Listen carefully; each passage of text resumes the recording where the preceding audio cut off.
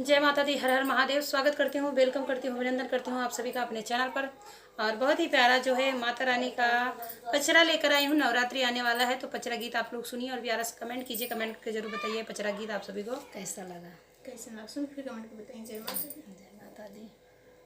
छोटी मोटी माइया गजब निकला गइयो, माछिया बैठी ना मैया झारई लंबी के सिया हो, माछिया बैठी ना।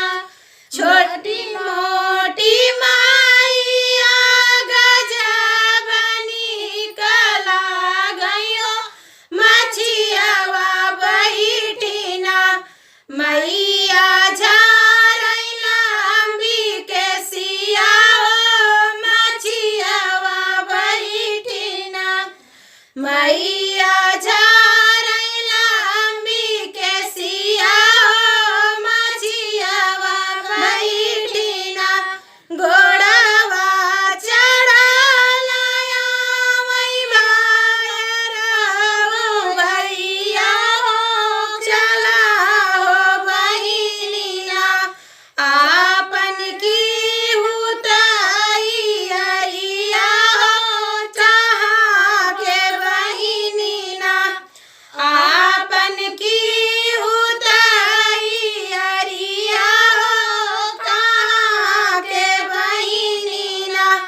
अशोकपुर में बाट एक पाड़े राम सेवकवा हो, उहाँ के भैया ना आपन की है तई अरिया हो, उहाँ के भैया ना आपन की है तई अरिया हो, उहाँ के भैया ना।